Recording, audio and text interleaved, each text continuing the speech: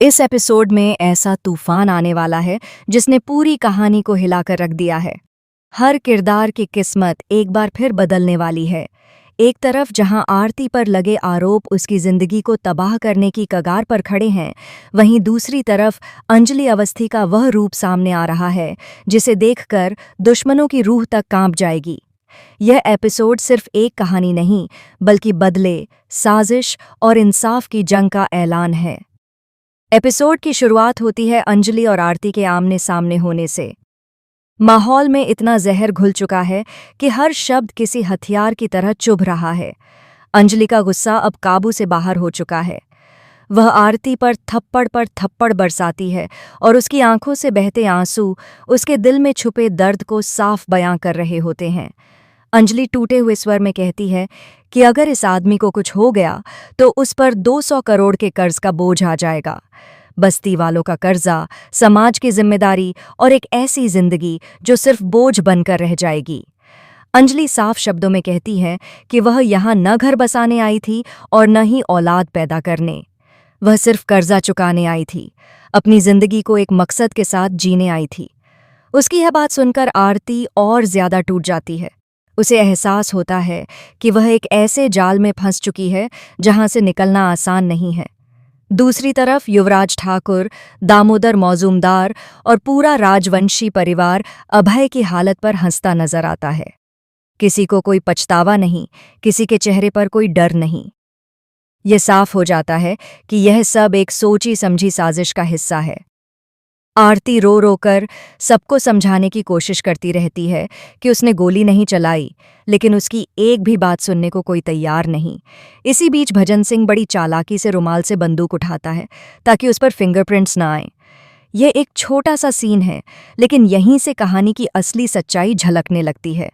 वहीं सारिका भजन से कहती है कि सीसीटीवी का फुटेज तुरंत मिटा दिया जाए। सच्चाई को दबाने की पूरी तैयारी हो चुकी है। अभय को अस्पताल ले जाया जाता है। अस्पताल का माहौल बेहद तनावपूर्ण है। हर कोई अपनी अपनी भूमिका निभा रहा है। तभी गिनी ऐसा बयान देती है जो वहां मौजूद सभी लोगों को चौंका देता है। वह पूरे आत्मविश्वास के साथ ऐलान करती है कि अब राजपूत हाउस उसका नहीं रहा। नेमप्लेट बदली जाती है और अब उस घर का नाम होता है रानी मौजूमदार का घर। गिनी राघव सिंह राजपूत को वही शब्द सुनाती है जो कभी राघव ने दूसरों को सुनाए थे।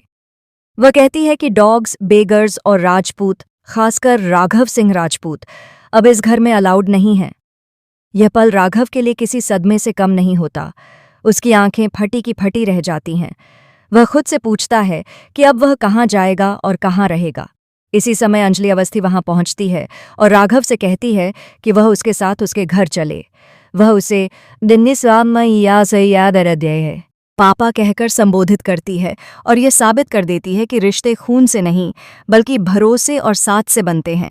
यह सीन दर्शकों की आंखें नम कर देता है। इसके बाद अंजलि का असली अवतार सामने आता है। वह युवराज और सारिका को खुली चेतावनी देती है। अंजलि ऐलान करती है कि अब पूरा दिल्ली शहर जानेगा कि एडवोकेट अंजलि अवस्थी वापस कोर्ट में लौट चुकी है। वह साफ साफ कहती है कि आरती ने कोई गुनाह नहीं किया और वह यह बात कोर्ट में साबित करके रहेगी। युवराज अंजलि की बातों पर हंसता है और कहता है कि वह कुछ भी कर ले, लेकिन कभी यह साबित नहीं कर पाएगी। उसे सिर्फ तारीख पर तारीख ही मिलेगी। युवराज का यह घमंड आने वाले तूफान का इशारा देता है। थाने में आरती एसीपी पंकज को समझाने की कोशिश करती है कि उसने अभय पर गोली नहीं चलाई। उसकी आवाज में बेबसी है, लेकिन सच्चाई भी है। तभी साधिका थाने आकर बड़ा खुलासा करती है कि आरती को जानबूझकर फंसाया गया है। यह सुनकर मामला और गंभीर हो जाता है। गिनी यहीं नहीं रुकती। वह अंजलि के चरित्र पर गंदे आरोप लगाती है और यहां तक कह देती है कि कहीं अंजलि और एसीपी के बीच कोई नाजायज रिश्ता तो नहीं। यह सुनकर एसीपी पंकज बुरी तरह भड़क जाते हैं। माहौल पूरी तरह से विस्फोटक हो जाता है। गिनी पूरे घमंड के साथ कहती है कि अब सारी प्रॉपर्टी उसकी है। वह एसीपी को अपनी शादी का न्योता देती है और ऐलान करती है कि उसकी शादी दामोदर से राजपूत हाउस में ही होगी। यह सुनकर अंजलि का सब्र टूट जाता है। जब गिनी फिर से अंजलि के चरित्र पर गंदी बातें करती है तो अंजलि गुस्से में आकर उसे जोरदार थप्पड़ मार देती है। अंजलि कहती है कि आज से उसका हाथ कोर्ट में भी चलेगा और बाहर भी। यह सिर्फ एक थप्पड़ नहीं, बल्कि अन्याय के खिलाफ उठी आवाज़ है। अंजलि पूरे आत्मविश्वास के साथ ऐलान करती है कि वह कल कोर्ट में जाकर साबित करेगी कि आरती ने गोली नहीं चलाई। लेकिन कहानी यहाँ एक और खतरनाक मोड़ लेती है।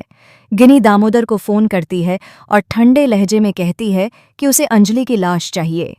कोर्ट जाने से पहले अंजलि को मार देने का आदेश दे दिया जाता है। अब सवाल ये है कि क्या अंजलि अपनी बेटी की बेगुनाही साबित कर पाएगी? क्या युवराज ठाकुर और दामोदर मौजूमदार की साजिश का पर्दाफाश होगा, या फिर कोर्ट से पहले ही अंजलि इस खतरनाक साजिश का शिकार बन जाएगी? आने वाले एपिसोड्स में सस्पेंस, इमोशन और ट्विस्ट का ऐसा तड़का लगने वाला है जो दर्शकों को टीवी स्क्रीन से नजरें हटाने नहीं देगा। इंसाफ की इस लड़ाई में कौन जीतेगा और कौन हारेगा, यह देखना बेहद दिलचस्प होने वाला है।